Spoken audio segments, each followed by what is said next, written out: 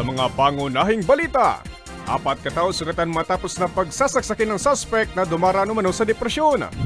Isa patay, 2 sugatan sa salpukan ng kotse at tricycle sa Labo, Camarines Norte. Inabando ng kuta ng NPA na diskubre ng mga militar sa Masbate. Comelec Bicol tiniyak ang mapayapang halalan sa Mayo. At Fire Prevention Month 2025 kick-off ceremony, matagumpay na naidao sa Legazpi City.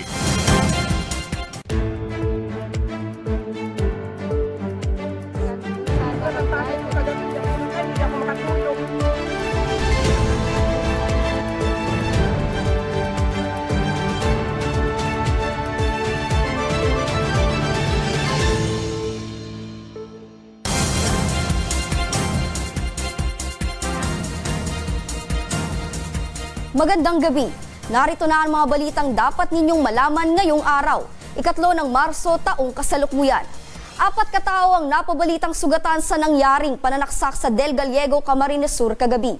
Ang sospek dumaraan umano sa matinding depresyon. May report si Regine Bue. 4 katao kabilang ang isang barangay kagawad ang nasugatan matapos saksakin ng isang lalaki sa barangay Kumayday Kaday, Del Gallego, Camarines Sur mag-aalas 8:30 kagabi. Ayon kay Police Major Romel San Andres, hepe ng Del Gallego Municipal Police Station, isang concerned citizen ang nag-report sa kanilang istasyon na may lalaking nagangalang Bonifacio, 39 anyos at residente ng Sitio Spillway, Barangay Binahaan, Pagbilao, Quezon ang naninindak sa mga motorista sa Rolando Andaya Highway. Inaambahan umano nito ng saksak ang mga dumadaan. Batay sa report, agad na rumisponde sina Barangay Kagawad Pastor Buates, Chief Tanod na si Michael Marshall at kapwa nito Tanod na si Ferdinand Estremera at si Jeffrey Mariano, isang sari-sari store owner. Pawang residente ng barangay, ngunit mabilis silang sinaksak ng suspect na umano'y dumaranas ng depresyon. Napag-alaman namin, kasi taga-Pagbilao, Quezon ito. Tinanong ko doon, taga-Sitio Spillway, Barangay Binahaan siya. Tinanong ko doon sa Musbong Police Station. Napaundat po na ng punong barangay doon sa barangay na ito po pala ay 3 araw nang hinahanap ng pamilya at may depression po. Nagtamo ng sugat sa iba't ibang parte ng katawan ang mga biktima. Nasugatan din ang suspect matapos na pagtulungan ng mga dumadaang motorista. Habang nasa ambulansya na papunta sa ospital, binasag nito ang glass panel door ng sasakyan at tumalon habang tumatakbo ang sasakyan. Dinala sa Bicol Medical Center sa Naga City ang 5 sugatan, kasama na ang suspect para sa agarang atensyong medikal. Siguro ang unang-unang makakatulong sa mga ganitong sitwasyon, lalo na sa pamilya na nagsasuffer po ng depression, support po ng family mo na ilagay kasi wala man ibang tutulong dyan sa ganitong mga sitwasyon po ng kapamilya. Lalo na uuso ngayon yung mga ganitong sitwasyon na pag may depression po dinadaanan, supportan ng kapamilya kasi walang ibang tutulong dyan. Sa lahat man po na sana mag-iwas din tayo. Sa kasalukuyan, nagpapagaling pa rin ang suspect sa ospital at mahigpit na binabantayan ng mga pulis. Nakatakda siyang ilipat sa kustodiya ng Del Gallego Municipal Police Station para maharap ang mga kasong isasampalaban sa kanya. Para sa mga balitang Tatak Bicol, Regine Bue.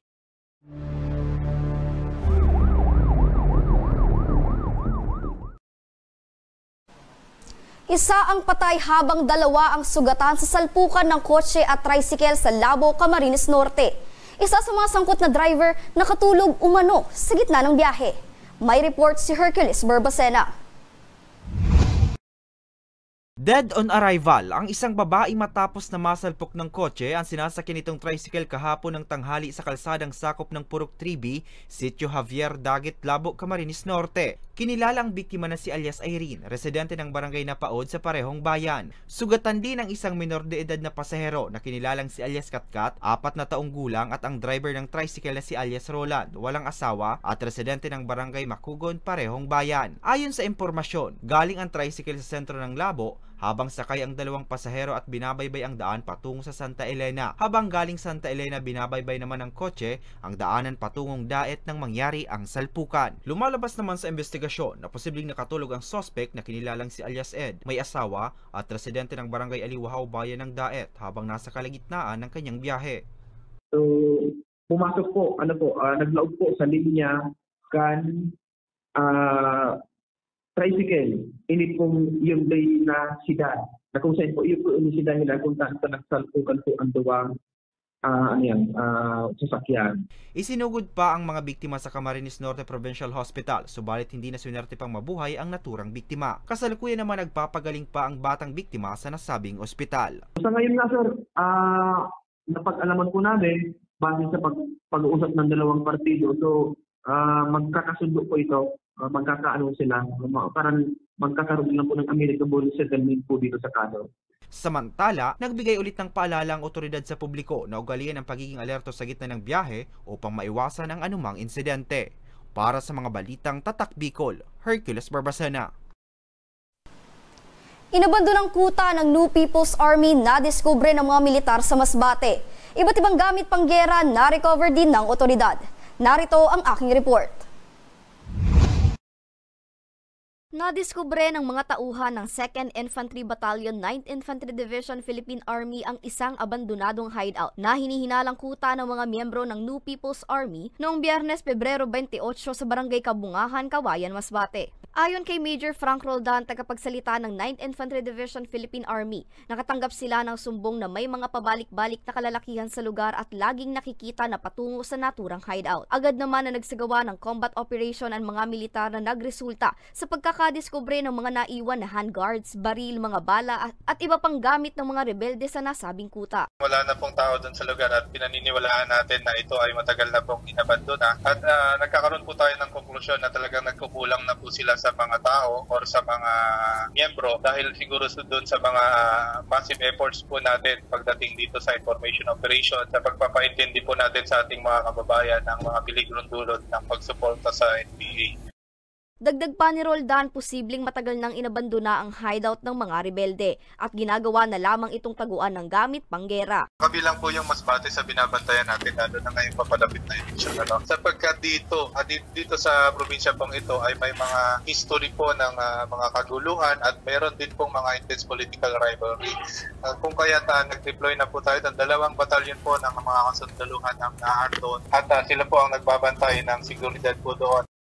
Nagpapatuloy pa rin ang investigasyon at pagbabantay sa lugar upang mapigilan ang posibleng pagbabalik ng mga miyembro ng NPA. Para sa mga balitang Tatak Bicol, Angeline Dagta. Comelec Bicol tiniyak ang mapayapang halalan sa Mayo. At pamilya ng 2 aktivistang dinukot sa Tabaco City, patuloy na nananawagan ng tulong sa publiko. Yan at iba pang balita sa pagbabalik ng Ako Bicol Online TV.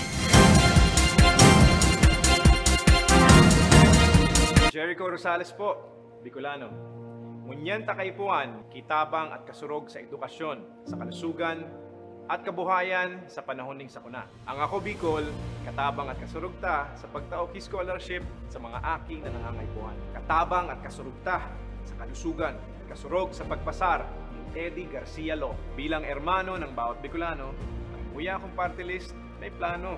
Kaya ang boto ko, Ako Bicol. 131 sa balota.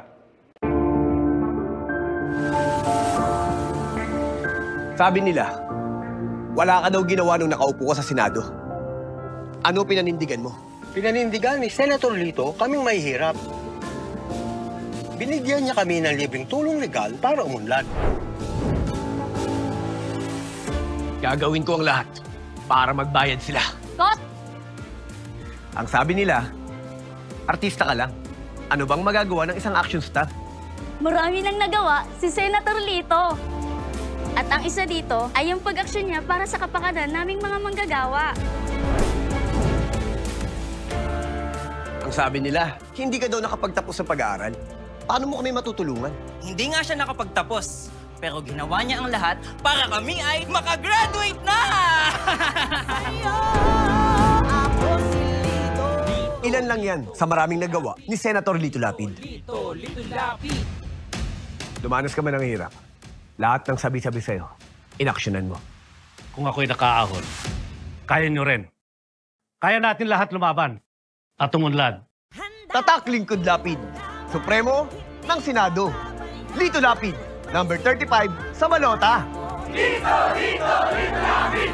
Lito, Lito, Lito Lapid! Lito, Lito, Lito Lapid!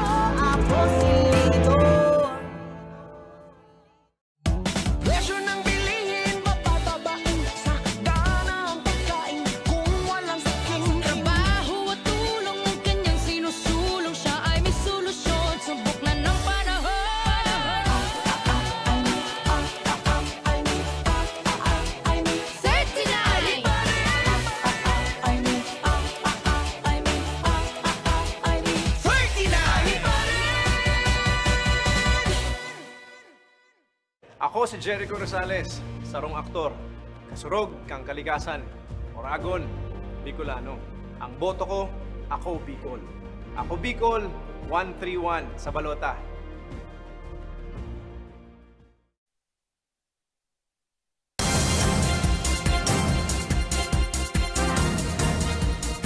Nagbabalik ang Ako Bicol Online TV. Comelec Bicol tiniyak ang mapayapang halalan sa Mayo. Mahigpit din daw nilang binabantayan ang mga lugar na pasok sa areas of concern ngayong 2025 national and local elections. Narito ang aking report.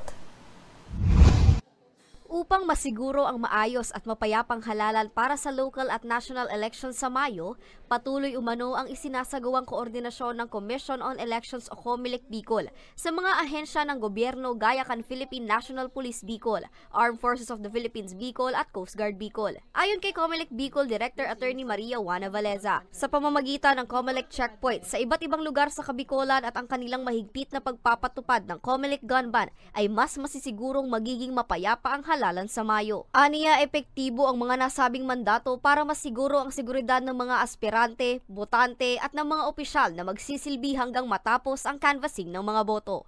Yeah, in fairness to PNP and AFP and other law enforcement agencies, they have been closely coordinating with us and they had been preparing their election plan way ahead of us. Di pa nga kami nagsasabi, nag-prepare na sila. That's why nilalatag na lang nila sa amin yung kanilang election preparation. So we thank the law enforcement agencies for being proactive on this. Samantala, mahigpit namang binabantayan ng ahensya ang probinsya ng Masbate na nasa red category at ang 19 na barangay sa Albay na kabilang sa orange category. Kasama na rito ang barangay Bulolo, Balite, Palanas at Katoomag sa Ginubatan, Busak at Oma-Oma sa Ligao City, barangay San Jose at Nugpo ng Libon, barangay Ramay at Tablon sa Uwas, barangay Buenavista, Malidong, Mamlad, Sukip at Matanglad ng Pio Duran at 4 na lugar sa Jubillar. Hopefully, wala talagang untoward incident na mangyari. You know, yung untoward incident is beyond our control. So, ang ginagawa ng PNP, AFP, and all other law enforcement is preemptive. And of course, pagdating po kung ano magiging actions nila, nakalatag po yun. Nilatag na po nila yan sa amin. During our regional joint security control centers, meetings, and series of meetings. Siniguro din ng ahensya na hindi na mauulit ang mga naitalang krimen na may kinalaman sa eleksyon gaya noong 2023 Barangay and Sangguniang Kabataan elections. Para sa mga balitang Tatak Bicol, Angeline Dagta. Pamilya ng 2 aktivistang dinukot sa Tabaco City, patuloy na nananawagan ng tulong sa publiko. Grupo ng karapatan hindi rin umano titigil hanggat hindi na ibibigay ang hustisya sa mga biktima. May report si Hercules Barbacena. Muling nananawagan ang pamilya ni James Hasmenes at Felix Salaveria sa publiko para sa tulong sa paghahanap sa 2 aktivista na dinukot sa lungsod ng Tabaco ilang buwan na ang nakalipas. Ayon sa asawa ni Hasmenes, nitong Pebrero 28 taong 2024 ay eksaktong 6 na buwan na mula nang mawala si Hasmenes at hindi pa rin sila nagkakaroon ng anumang impormasyon tungkol sa kinaroroonan ng mga ito. Kahit na 1,000 ID pa yan, na kahit na iba-ibang pangalan, kahit na same, hindi sapat na dahilan yan para siya ay dukutin. Okay? So, anong kaso nun? Diba? Kaso ba yon? So, kung kaso man yan, isampa nila sa husgado at mag-hearing. Never na dahilan yan para siya ay dukutin. Ayon naman sa grupong karapatan, isang paglabag sa karapatang pantao ang pagdukot kina Hasmenes at Salaveria dahil sa pagiging aktivista ng mga ito. Ako pa isang officer ng karapatan at we stand in solidarity with families and victims of themselves victims of human rights tulad po ni Ma'am Cora. Ang hustisya po ay nananawagan na magtulungan ang mamamayan sa paghahanap kina Felix at James Hasmenes at mailitaw na ito sa lalong madaling panahon dahil lumalakad ang araw, 6 na buwan na ngayon mula noong August last year, ang dami na rin gumugulo sa isip natin kung ano na ang nangyayari sa kanila. Gayunpaman, ay ipagpapatuloy umano nila ang kanilang pagkilos upang mahanap sina Hasmenes at Salaveria at maibigay ang nararapat na hustisya sa kanilang pagkawala. Hindi raw sila titigil hanggat hindi nabibigyan ng hustisya ang pagkawala ng mga biktima. Pwede ko pong sabihin lalo na sa general public, hindi, ang karapatan natin innate mula nung pinanganak tayo, atin na yan. Hindi nila dapat kunin, hindi pwedeng kuhanin sa atin, lalo ng karapatan sa buhay, karapatan sa kalayaan, karapatan sa economic, sa trabaho, marami yan. Nananatili na nakikipagkaisa sa lahat ng mga pamilya na biktima ng pang-aabusong sa karapatang pantao. Matatandaan, noong taong 28 taong 2024, dinukot si Yasmenes sa kanyang boarding house sa barangay San Lorenzo, Tabaco City. Agad na iniulat ng kanyang kapwa-aktivista na si Salveria na naninirahan sa isang boarding house sa barangay Cobo, Tabaco City ang insidente sa grupong karapatan. Ngunit noong Agosto 29 taong 2024, natuklasan ng grupong karapatan na dinukotin si Salveria ng mga hindi pa matukoy na mga kalalakihan. Para sa mga balitang Tatak Bicol, Hercules Barbacena.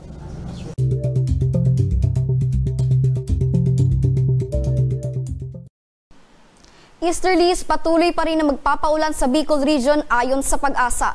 Masungit na panahon hanggang kailan nga ba mararamdaman sa Kabicolan? Si May Encinares sa buong detalye.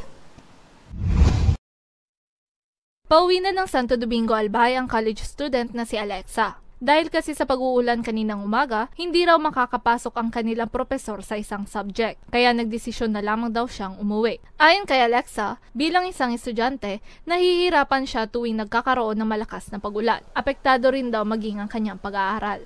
Hindi daw tuloy yung pasok namin due to bad weather nga. And na-receive ko yung message is nasa jeep na ako. So very sad dahil yun, nakaka-apekto talaga siya sa pagbiyahe ko and nakakapanginayang sa pamasahe and sa other task ko na pwede ko sanang gawin pero dahil nga sa ganon, hindi ko nagagawa. Ayon sa Philippine Atmospheric Geophysical and Astronomical Services Administration o Pag-asa, ang kalat-kalat na pag-ulan sa rehiyon ay dulot ng easterlies. Inaasahan na magpapatuloy ito hanggang Martes. Sinabi ni Jaime Bordales Jr., weather specialist ng Pag-asa, na inaasahang magiging maganda at mainit na ang panahon simula Huwebes hanggang sa weekend. Ang Huwebes up to the weekend, mas marahay na panahon ng lauman pa, pero may mga pag-uran manggararay, mga isolated rain showers and thunderstorm, lalong-lalo na pag-abot kang hapon dahil nga ni padagos man gararay na makakaapektar sa satuyang nasyon ining easterlies. Sa ngayon, ang easterlies lamang ang nagdudulot ng pagulan at mababa ang tsansa na magkaroon ng bagyo ngayong buwan ng Marso. From the records, climatological records, on the average, nasa arog ka itong number kang TC. TC, I mean tropical cyclone, bagyo. So sa ngunyan, klarado pa man ang laog kang sa tuyang Philippine Area of Responsibility. So wala pa man kita na monitor na LPA o bagyo. Samantala, posible rin umanong magsimula ang taginit o summer season sa katapusan ng Marso at tatagal hanggang Mayo. Para sa mga balitang Tatak Bicol, May Encinares. Fire Prevention Month 2025 kick-off ceremony, matagumpay na naidaw sa Legazpi City at Albayano, top-notcher sa 2025 Master Plumbers Licensure Examination. Yan at iba pang balita sa pagbabalik ng Ako Bicol, Alin TV. Jericho Rosales po, Bicolano. Ngunyan takaypuan, kitabang at kasurog sa edukasyon, sa kalusugan, at kabuhayan sa panahon ning sakuna. Ang Ako Bicol, katabang at kasurugta sa pagtaok scholarship sa mga aki na nangangaypuan. Katabang at kasurugta sa kalusugan, kasurog sa pagpasar ni Eddie Garcia Law. Bilang hermano ng bawat Bicolano, ang buya kong party list may plano. Kaya ang boto ko, Ako Bicol. 131 sa balota. Sabi nila, wala ka daw ginawa nung nakaupo ka sa Senado. Ano pinanindigan mo? Pinanindigan ni Senator Lito kaming mahihirap. Binigyan niya kami ng libreng tulong legal para umunlad. Gagawin ko ang lahat para magbayad sila. Kot! Ang sabi nila, artista ka lang. Ano bang magagawa ng isang action star? Marami nang nagawa si Senator Lito. At ang isa dito ay yung pag-aksyon niya para sa kapakanan naming mga manggagawa. Ang sabi nila, hindi ka daw nakapagtapos sa pag-aaral. paano mo kami matutulungan? Hindi nga siya nakapagtapos, pero ginawa niya ang lahat para kami ay makagraduate na! Ilan lang yan sa maraming nagawa ni Senator Lito Lapid. Dumanas ka man ng hirap. Lahat ng sabi-sabi sa'yo, inaksyonan mo. Kung ako'y nakaahon, kaya nyo rin. Kaya natin lahat lumaban at umunlad. Tatak Lingkod Lapid, Supremo ng Senado. Lito Lapid, number 35 sa balota. Lito, Lito, Lito Lapid! Lito, Lito, Lito Lapid! Lito, Lito, Lito Lapid!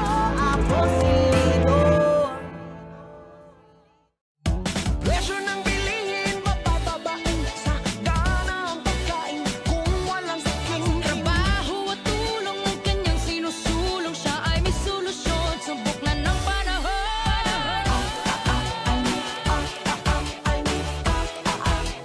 39!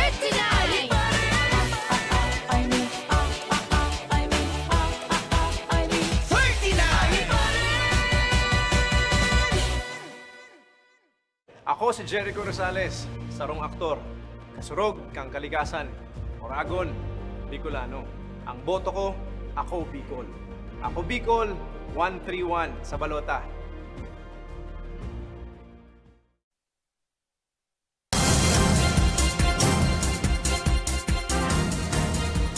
Nagbabalik ang Ako Bicol Online TV. First Bicol Cancer Summit idinaos kamakailan sa lungsod ng Legazpi. Cancer treatment program sa rehiyon, papalakasin din umano ng DOH Bicol. May report si Regine Boy. Isang taon na ang nakalipas ng pumanaw sa sakit na lymphoma o cancer sa lymphatic system ang ina ni Charlene. Kwento niya upang makapagpagamot, kailangan pa nilang bumiyahe mula Masbate patungong Albay para magpa-chemotherapy. Aniya malaking halaga rin ang kanilang nagastos upang matustusan ang pagpapagamot ng kanilang ina na nakipaglaban sa naturang sakit sa loob ng halos 3 taon. Ang mahal magpagamot, pinakamasakit sa part ng sa may cancer is kayang lumaban ng patient pero hindi kaya ng finances. Kasi dito sa Masbate, walang available na chemotherapy. Yun yung reality ng may mga cancer dito sa Masbate. They have to go to places or hospitals na nag-offer ng sa chemotherapy. Si mama nun, paminsan nakaka-avail siya ng free na chemo doon sa BRT. Pero sabihin natin libre yung sa BRT, pero yung expenses and transportation papunta doon sa Legazpi or dyan sa Albay, expensive pa din siya kasi hindi kami dyan taga dyan sa Legazpi. We have to rent a place, diba? So, ganun siya kahirap. Sa unang Bicol Cancer Summit noong Miyerkules, inihayag ng Department of Health Bicol Center for Health Development na mas pinalakas na nila ang kanilang cancer treatment programs. Tulad na lamang ng pagtaas ng budget para sa Cancer Assistance Fund o CAP mula sa 144.4 million pesos noong nakaraang taon ay 161.5 million pesos na ito ngayong 2025. Sa ilalim ng CAF, ang bawat cancer patient ay may maximum ng 150,000 CAF benefit kada taon upang tustusan ang gastos sa screening, diagnosis, laboratories, pagpapagamot at iba pa. Number 1, ano yung mga po pwedeng makuhang financial assistance, which is very important. So, nag-imbita tayo ng speakers from ating PhilHealth, nag-imbita din tayo ng speaker from our DSWD kasi gusto natin buuin yung package at ipakita talaga sa Bicol na kaya natin at mapagtutulungan natin para ma-survive natin yung sakit na cancer. Ang Cancer Supportive and Palliative Medicines Access Program naman ay nagbibigay ng libreng gamot sa mga cancer patient na mahihirap at walang kakayahang pinansyal. Isa rin sa mga pangunahing inisyatibo ng ahensya ay ang Early Cancer Detection Program na mabisang paraan upang labanan ang sakit. Meron tayong 3 pamamaraan para makaiwas sa iba't ibang mga kaso ng cancer. Siyempre, kapag tayo po ay may cancer na, ang maaari na lang po natin gawin dyan, siyempre maggamot, mag-chemotherapy, mag-radiation therapy. Okay po yung gamutan na yon kasi maaari po tayong mapahaba yung buhay natin, maging comfortable yung buhay natin. Pero ang better po natin na option is number 2, early detection and screening para makapagpaaga rin po tayo ng gamutan. Sinasabi po natin dito na ang early screening kapag na-diagnose po kayo ng stage 1, stage 2, ay laking tipid, laki ng difference compared kapag na-diagnose na tayo ng stage 3 and ng stage 4. So again, ang pakiusap namin ngayon, lalo na yung mga nasa 20s to 30 years old and above, alamin kung ano ang mga dapat na screening tests para po sa inyo. Nang sa gayon ay makita na natin yan. Meron ka ba or wala? At kung meron, gamutin natin. At kung wala, patuloy nating gawing wala kayong cancer. Samantala, layunin ng mga nasabing programa na mabawasan ang gasto sa gamutan ng naturang sakit at mabigyan ng panibagong pag-asa ang Bicolano cancer patients maging ang kanilang pamilya. Para sa mga balitang Tatak Bicol, Regine Boy. Fire Prevention Month 2025 kick-off ceremony matagumpay na naidaos sa Legazpi City kaninang umaga. Nakidalo rin sa seremonya ang iba't ibang ahensya ng gobyerno sa lungsod. May report si Danica Garcia. Matagumpay na isinagawa kaninang umaga ang kick-off ceremony ng Bureau of Fire Protection o BFP Bicol para sa kanilang pagdiriwang ng Fire Prevention Month. Nagsimula ang aktibidad sa isang motorcade kung saan dumalo rin dito ang iba't ibang ahensya ng gobyerno at mga pribadong organisasyon. Ayon kay Fire Senior Superintendent Achilles Martinez Santiago, Regional Director ng BFP Bicol, bahagi lamang ito ng kanilang taunang selebrasyon upang palakasin ang kamalayan sa fire safety at prevention. Okay, itong Fire Prevention Month kick-off natin ay sa kadahilan ng yung buwan ng Marso ay tag-init. At ito rin yung buwan ng maraming records. But dahil nga sa ating programa ng ating pamahalaan, ito ay inilulunsad natin nationwide simultaneous ito. At ang kanyang adikain is ma-implement yung number 1 is yung fire prevention, yung mga programa o plaligtas na pamalaan. Meron tayong itong Fire Square Roadshow na nakita natin sa video. At of course, yung ease in doing business. Dagdag pa niya, hindi lamang aniya ito tungkol sa pag-iwas sa sunog, kundi pati na rin ang pagpapalaganap ng impormasyon at paghahanda sa mga sakuna. Actually, sabi ko nga sa inyo, hindi natin pwedeng iwasan yan kung sabihin natin totally wala tayong sunog. Dahil, number 1, yung passing of time. Bago yung establishment mo, because of the passing of time, ito ay maluluma, mag-introduce ka ng bagong equipment, mayroong new development na technology, at ito ay ating tatangkilikin.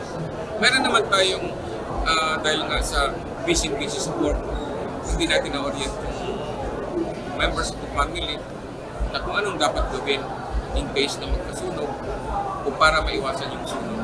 So, si BFP naman is nakatutok dyan sa mga bagay-bagay na yan, na kung saan lahat ng BFP natin talagang dedikado sila. They have this commitment and dedication na kahit lampas sa oras, nandun sila sa field para magbigay ng information about.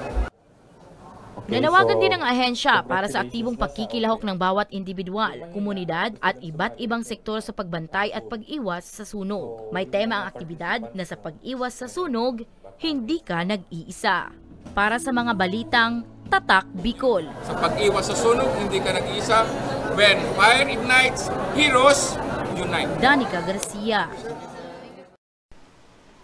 Isang albayano ang hinahangaan ngayon matapos na mag-top 1 sa katatapos pa lamang na 2025 Master Plumber's Licensure Examination nito lamang Pebrero. Kilalanin natin siya sa report ni Mayan Sinares. Isang di inaasahang tagumpay ang sumalubong kay Engineer Will Christian Rimpilio na tubong ginubatan albay nang siya ay maging top-notcher sa 2025 Master Plumber's Licensure Examination. Hindi lamang ito isang karangalan para sa kanya, kundi isang testamento sa kanyang dedikasyon, tiyaga at pagnanais na palawigin ang kanyang kaalaman sa larangan ng engineering. Kwento niya, labis ang pag-aalala ng kanyang mga magulang nang piliin niyang mag-aral sa labas ng rehiyon noong siya'y magkolehiyo. Simula sa kursong BS Mathematics sa University of the Philippines, Los Baños o UPLB, Lumipat siya sa UP Diliman upang ituloy ang kursong mas malapit sa kanyang puso na Mechanical Engineering hanggang siya ay makapagtapos noong 2023 at nag-top 2 pa sa Mechanical Engineering Licensure Examination ng parehong taon. Ayun, in-explain ko naman na I think it's an investment and it's a privilege na makapag-aral sa UP. And after ilang years, naging okay naman sila and kinaya ko naman. So nakikita naman nila na kinakaya ko naman, doon ko talaga gustong makagraduate. So natanggap na rin naman nila. Upang mapalawak pa ang kanyang kaalaman at kasanayan na magagamit niya sa kanyang trabaho, sinubukan niya rin ang pag-take ng Master Plumber's Licensure Examination kahit na may limitadong panahon lamang para sa pagre-review. Laking gulat niya raw nung siya pa ang nag-top 1. Sa Master Plumber, since nga nag-work ako, sinisingit ko lang siya kapag may free time. And so hindi ko in-expect na magta-top, pero marami na rin naman ako natutunan. So either way, okay lang din naman. Ayon kay Engineer Will, ang determinasyon at mga pangarap sa buhay at sa pamilya ang kanyang inspirasyon sa bawat pagsusumikap niya sa buhay. Dapat consistent ka lang everyday regardless ng progress mo.